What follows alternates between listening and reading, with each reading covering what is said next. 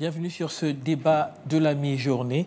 Nous parlons aujourd'hui de la présidentielle 2025 et nous abordons le rôle justement de la communauté chrétienne dans tout le processus, mais en particulier en ce qui concerne la préservation de la paix justement au lendemain de ces élections.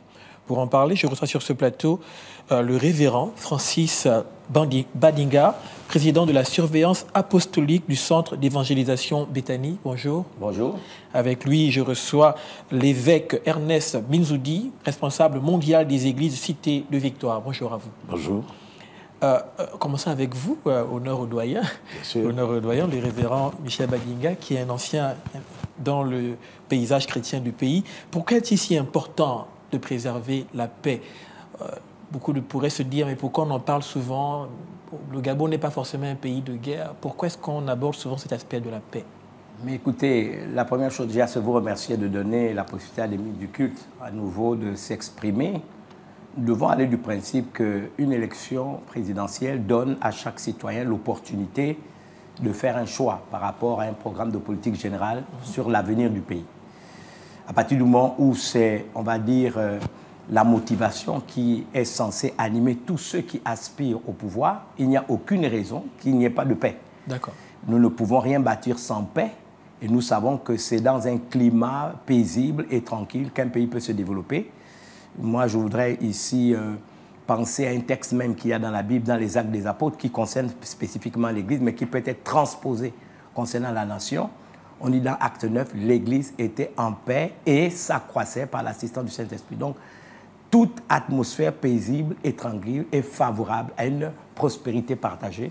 Il est donc, en tant que gardien des valeurs, de notre responsabilité d'insister sur cette notion de paix.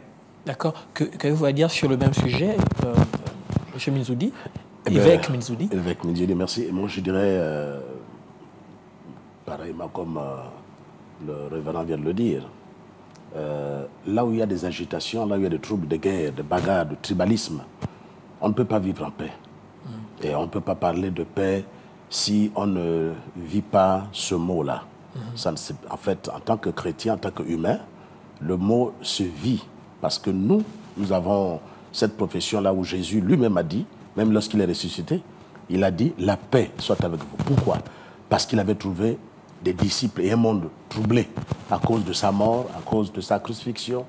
Les gens n'avaient plus d'espoir. En fait, lorsqu'il y a le désespoir, le trouble naît et le trouble apporte le manque de paix. Je pense qu'en cette période électorale, il est nécessaire pour nous, pour notre pays, qui va vivre une autre expérience de son histoire, de l'histoire de sa vie, de pouvoir appeler tout le monde à vivre et à être en paix, avant, pendant et après les élections. D'accord. Je voulais justement aborder ce point. Vous parliez d'espoir. Il semble que la communauté chrétienne, bon, les Gabonais en général, mais la communauté chrétienne qui est la plus importante, bien sûr, dans le pays, on parle de 80% de la population, avait un tant soit peu perdu espoir. C'est-à-dire la politique telle qu'elle était menée dans les années qui viennent de passer n'encourageait pas, ne motivait pas forcément les gens à aller. On a vu justement au référendum qui s'est passé il y a quelques temps. On va dire que la participation était moins importante que ce qu'on espérait. Qu'est-ce qui pourrait inciter un chrétien, quelqu'un qui prie un peu plus peut-être que d'autres personnes, parce que de sortir de l'église ce samedi, le 12 avril, et d'aller pour se dire, à part ma partie, à part la foi que j'ai en Dieu, il est aussi important pour moi d'aller voter. Qu'est-ce qui pourrait le motiver? D'abord, je dirais que le vote concerne tout le monde, chrétien ou non chrétien. D'accord. Le vote concerne tout citoyen. Et les chrétiens sont aussi des citoyens. Ce ne sont pas des extraterrestres. En effet, ils ne sont pas exclus. Oui, ils ne sont pas exclus. Extraterrestres, parce que certains vivent sur la Lune. Les prières, les jeûnes, dans les retraites, sur les montagnes. Oui, Est-ce qu'ils prennent part à la vie des citoyens? Il faut dire qu'il y a eu un moment où notre pays, je ne parlerai pas d'autres pays parce que je vis au Gabon, il fut un moment où les chrétiens n'étaient pas pris en compte. D'accord. Parce qu'à un moment, le vote se passait le dimanche. Et quand le vote se passait le dimanche, croyez-moi, il y en a qui vont dire, moi je ne peux pas aller voter parce qu'on va m'empêcher d'adorer Dieu, de le servir, de l'aller prier.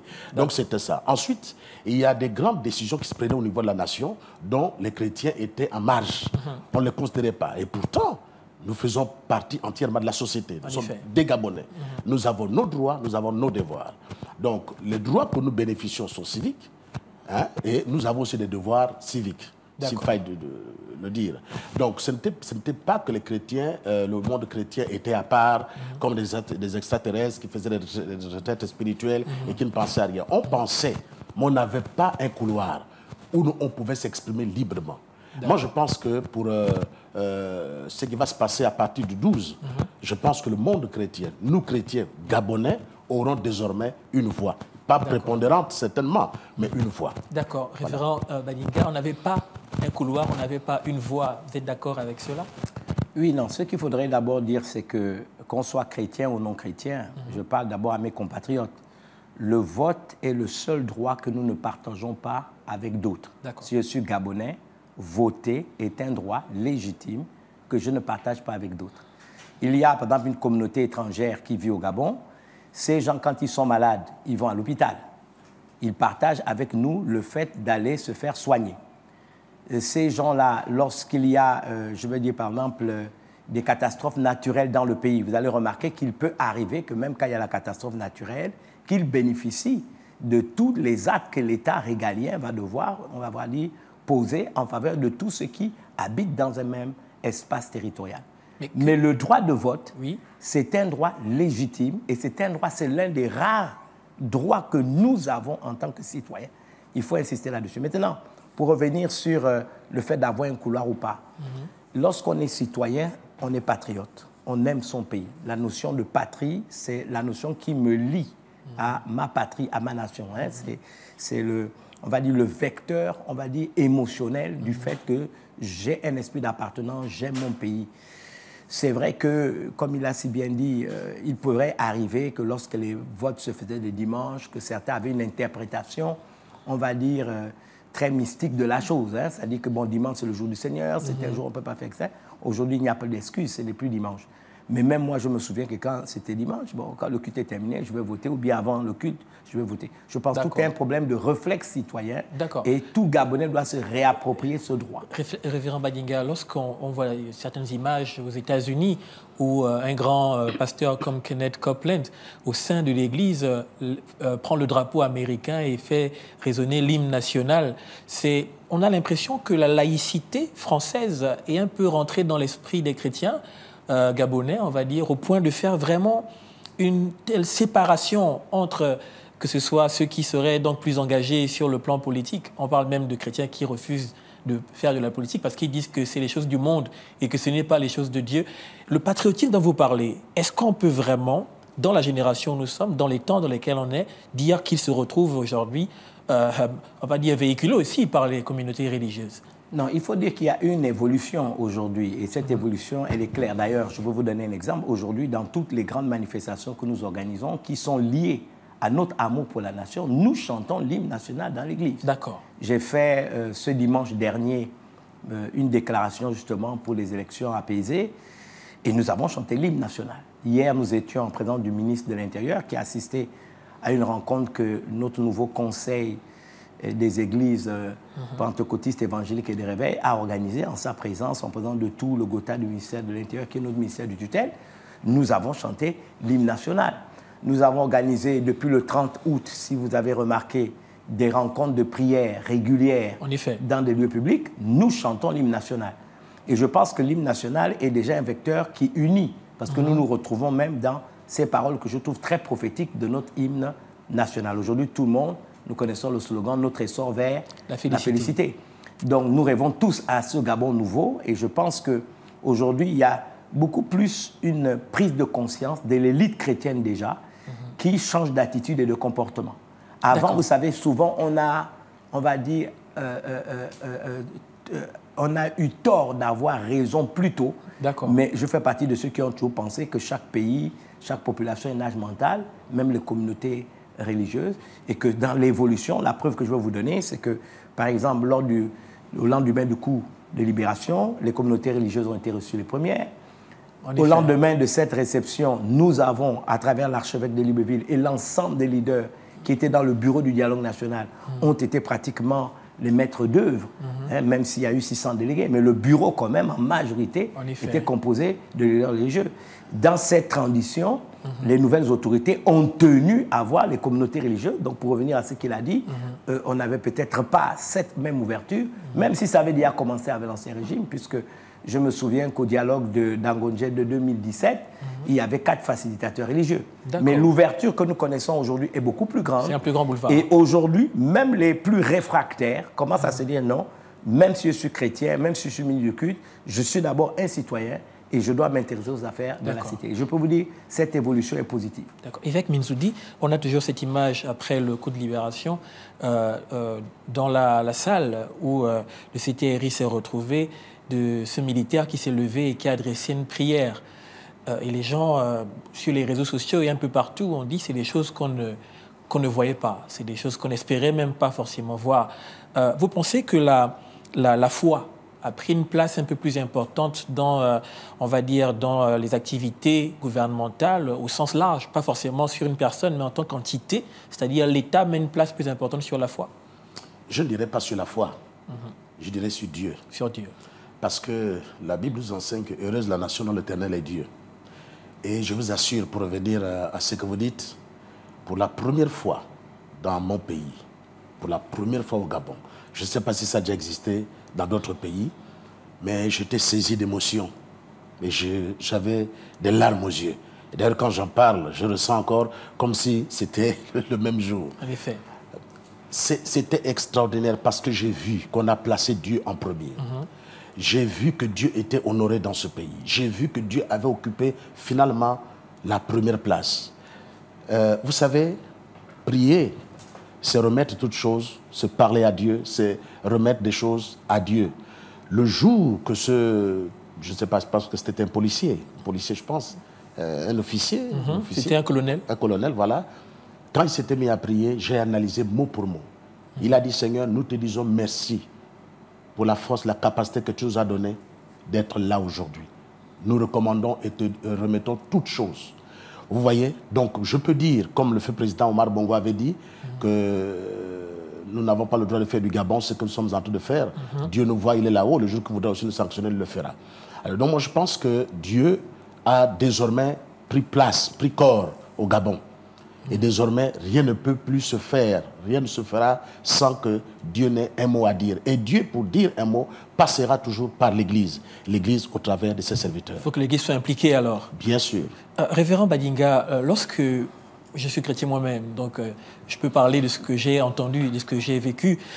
Lorsque des gens disent que notre rôle c'est de prier, notre rôle c'est de prier pour que Dieu puisse, on va dire, susciter un président. Notre rôle n'est pas forcément ou d'aller voter ou de se présenter même potentiellement en tant que citoyen pour un scrutin en tant que candidat. Cette mentalité, cette façon de penser qui est ancrée, on va dire, qui était ancrée dans les mentalités gabonaises, comment est-ce qu'au niveau des communautés, en tant que leader que vous êtes, là on est à 2 jours du vote et potentiellement il y a encore des gens qui sont encore dans cette façon de penser. Comment est-ce qu'on arrive à leur dire que ce n'est pas forcément comme ça qu'il faut penser? Mais moi, je voudrais vous dire, on a encore une preuve qui est, on va dire, frappante. Regardez comment les différentes institutions de la transition ont été organisées. Les nouvelles autorités se sont arrangées à mettre des pasteurs, des prêtres, des imams dans toutes les institutions de la transition. En effet. Celui qui vous parle a été nommé par le président de la transition au Conseil économique et social. J'y suis avec des pasteurs, des différentes congrégations protestantes, avec des catholiques, avec des musulmans. C'est déjà une preuve. Bon, au niveau du Sénat, ça a été la même chose. Au niveau de l'Assemblée nationale, ça a été la même chose. Toutes les commissions qui ont été mises en place pour arriver, par exemple, à la nouvelle écriture de la nouvelle Constitution, nous avions des ministres du culte qui étaient représentés dans cette commission. Quand il a fallu l'écrire, même si c'est les juristes qui avaient, on va dire, droit de veto puisqu'ils sont dans leur domaine, il y avait des religieux à l'intérieur. Dans la commission pour les lois électorales, si vous voyez la liste des personnes qui ont aussi travaillé pour cette loi électorale, vous aviez encore des leaders religieux. Donc, c'est dire qu'il y a une évolution. Même les croyants les plus sceptiques se rendent bien compte qu'il y a un changement. Donc, il faut saluer cette évolution. Et moi, je vais vous donner un indicateur. Hein. Vous savez, en 2023, la fameuse élection, à 3 jours de l'élection, il y avait des queues à Mbolo, il y avait des queues à prix import, des queues au point qu'il n'y avait même plus des produits de première nécessité dans les rayons. Les gens faisaient les stocks. Les gens faisaient des parce stocks. Qu'ils craignaient. Mais quand je vous pose la question, oui, oui. Je suis allé à Mbolo hier, d'autres me l'ont aussi dit. J'étais dans une rencontre où un pasteur nous a rappelé que son épouse était dans la boutique. Il a même posé la question à son épouse, qu'est-ce que tu as remarqué? Personne n'est parti en courant, comme ce fut le cas en 2023 ou en 2016 ou même en 2009.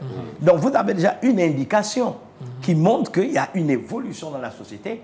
Et moi, cette indication qui prouve que personne n'est inquiété, personne ne dit il faut aller faire des stocks parce qu'il y aura des problèmes, prouve suffisamment que cette transition nous a fait d'abord du bien et que nous serons surpris du taux de participation. Moi, je ne sais pas, je suis un peu étonné de voir les gens qui craignent l'abstention. Je ne pense pas qu'il y aura une très grande abstention. En effet. Il y aura une très, très grande évolution. Et moi, je veux du principe qu'il faut voir ce qu'on appelle des vecteurs indicatifs. Et comme je vous le donne, aller à Mbolo, aller à prix import, aller à CK2, il n'y a pas un mouvement de foule pour aller faire des... Donc, le Gabonais est content de se réapproprier le vote. Il peut y arriver qu'il y a des situations qui font que les gens ont été dégoûtés de la politique. Mais aujourd'hui, maintenant, les gens veulent vraiment se réapproprier le vote. Et y compris dans, on va dire, la sphère religieuse. D'accord, mais quand je vous écoute, je me dis, est-ce qu'au niveau des communautés religieuses, on pourrait peut-être pousser le bouchon un peu plus loin et dire, par exemple, qu'on peut créer des cantaires qui partiraient des églises Cité de Victoire, qui partiraient des églises Béthanie, des églises catholiques, pour aller prendre s'assurer que les Gabonais, même si on sait que l'État a déjà validé la gratuité de Sogatra, Transurb, sur tout le territoire national. Mais est-ce qu'il y a quelque chose qui a été organisé de votre côté pour s'assurer que les fidèles, pour s'assurer que toutes les personnes qui le veuillent, on ne force personne, qui le veuillent bien sûr, puissent se rendre aux urnes? Révérend oui, Michel. Oui, non, ce que je veux vous dire, le vote est un engagement individuel. Et donc, la personne qui vote, déjà, c'est très, très bien d'être dans un pays où on donne les transports publics gratuits. Donc, c'est une très bonne chose. Ça, c'est la responsabilité, on va dire, régalienne de l'État. Et nous ne pouvons pas le leur reprocher. Maintenant, nous, dans nos églises, les gens sont libres de voter qui ils veulent. Donc, vous devez savoir qu'il leur revient de partir d'eux-mêmes. L'Église ne peut pas organiser ce qui est du domaine de l'État. Moi, je me vois mal comment une église va mettre des bus pour faire... On risque de nous apparenter à un groupuscule de partis politiques qui est en train de prendre ses candidats. Mais justement, on doit séparer le fait d'aller voter ou d'aller voter pour un candidat. Il ne s'agit pas de voter pour quelqu'un, on ne donne pas de carte à quelqu'un. Ils iront voter et si vous me dites que les transports publics sont gratuits, mais vous allez voir. Je vous demanderai de nous réinviter. Je vous défie que vous allez voir que le taux d'abstention sera très, très, très faible et que nous aurons un grand taux, n'est-ce pas, de votants pour cette élection. Évêque Minzoudi. Justement, parlant de ce sujet, je voudrais revenir sur le taux d'abstention, du référendum. Du référendum ou bien les élections. Les prochaines élections qui viennent le 12 avril. Voilà.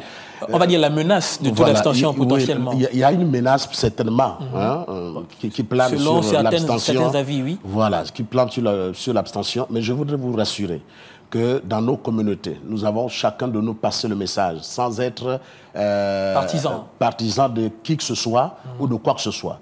Nous avons dit à nos fidèles d'aller voter. Et ça, je peux vous rassurer que plusieurs d'entre eux, chaque chrétien dans son église, dans sa communauté, est allé récupérer sa carte. Et vous allez voir, regardez aujourd'hui, même les personnes vivant avec un handicap sont allées chercher leur carte. Magnifique. Les aveugles sont allés chercher leur carte. Moi, j'étais témoin parce que lorsqu'il y avait eu l'ouverture de cette conférence des personnes vivant avec un handicap, j'étais témoin parce que j'ai prié. J'étais témoin parce que j'ai distribué j'ai fait la distribution de certains dons. J'ai été témoin et je suis encore témoin. Laissez-moi vous dire que l'élection du 12 avril va se passer de manière à ce que on se souviendra toujours, on se souviendra encore du 12 avril pour dire jamais les Gabonais n'ont été mobilisés à un tel niveau. On ne peut pas aller aux élections avec un sentiment de tribalisme. Ce n'est pas possible. Tribalisme, pourquoi? Pourquoi cela? Pourquoi cela? Parce que, vous savez, lorsqu'on va élire un chef d'État, on ne va pas élire quelqu'un qui appartient à notre village, quelqu'un qui appartient à un groupe ethnique. on va élire quelqu'un qui va appartenir à tous les Gabonais. Et ça, on ne peut pas... Qui a un projet. Qui a un projet. On ne vote pas l'ethnie, on ne vote pas un village, on ne vote pas un clan, on vote un projet. En effet. Peu importe la personne, mais on vote un projet. Si ce projet sied à la vie des Gabonais, comme nous autres, eh bien moi, je vais aux urnes, je vote librement la personne qui répond à mes aspirations. Voyez-vous? Donc j'appelle non pas seulement la communauté chrétienne, mais également... Toutes les communautés. Toutes les communautés et tous les Gabonais à ne pas s'abstenir, mais à aller voter. C'est un devoir. Pour que nous puissions jouir de nos droits aussi, il faut exercer notre devoir. D'accord. Révérend Badinga, une pensée me traverse l'esprit. Du côté de la RDC, lorsqu'il y a eu l'élection, la première élection qui a porté au pouvoir Félix Tshisekedi, l'Église a joué un rôle, on va dire, important dans tout ce qui était lié, on va dire, au contrôle, à l'observation, les observateurs, etc. Est-ce que la communauté a pensé, peut-être, avec le ministère de l'Intérieur et toutes les structures internationales, à se proposer potentiellement pour être là? Pas que vous ayez forcément une plus grande connaissance du domaine, mais en tant qu'institution, d'être là pour pouvoir accompagner, on va dire, l'observation. Mais j'ai une bonne nouvelle à vous annoncer. Oui, Dans oui. toutes les structures de contrôle de cette élection, vous avez des prêtres, vous avez des pasteurs, vous avez des imams. D'accord. Voilà, non seulement au Gabon, mais également à l'extérieur du pays. D'accord. Donc, les bureaux de vote de la diaspora, donc dans nos structures consulaires. Donc, c'est ça, je vous disais qu'il y a une grande avancée. Avant, je peux vous témoigner, on aurait désigné un pasteur et il aurait refusé. Il aurait dit non, moi, je ne fais pas de politique. Aujourd'hui, nous avons des pasteurs, nous avons plusieurs pasteurs. Celui qui est au Rwanda, c'est un pasteur que je connais. Celui qui est en Ouganda, c'est un pasteur que je connais. À Ovendo, c'est un pasteur que je connais, un des nôtres. Et donc, c'est pour vous donner des preuves manifestes que depuis ce coup de libération, la volonté des nouvelles autorités, et ils ont, on va dire, tout simplement fait ce qu'ils ont dit lorsqu'ils ont reçu pour la première fois, au lendemain du coup d'État, la majorité des leaders religieux que nous étions, ils ont dit, nous comptons sur la communauté religieuse pour, n'est-ce pas, entrer dans ce Gabon nouveau. Donc, nous avons des preuves, hein, et donc je vous annonce qu'aujourd'hui, vous avez des pasteurs... qui sont impliqués, qui ont été désignés par le ministère de l'Intérieur, choisis sur un certain nombre de critères et qui ont été libérés sur toute l'étendue du territoire et même dans nos structures consulaires au niveau de la nation gabonaise. D'accord. Évêque Minzoudi, on a vu en grandissant, pour moi, qui suis bien sûr votre fils, en grandissant, on a vu que des gens parlaient souvent de prier pour la nation, de pouvoir prier pour que Dieu fasse telle chose ou telle chose, mais ça n'a pas empêché que durant plusieurs décennies, on n'ait pas eu forcément des personnes qui ont plu à tout le monde au pouvoir. On se rend compte qu'on peut pourtant prier, et parfois, il y a des gens qui sont là, et ce n'est pas forcément les bonnes personnes. Est-ce qu'il est à dire qu'il faut un équilibre donc, entre la prière, donc prier pour que Dieu fasse en sorte que le président, le député, le sénateur soient là, mais aussi exercer son devoir citoyen? Est-ce qu'il faudrait inciter les religieux à un certain équilibrisme par rapport à ce domaine-là? Je ne parlerai pas d'équilibre.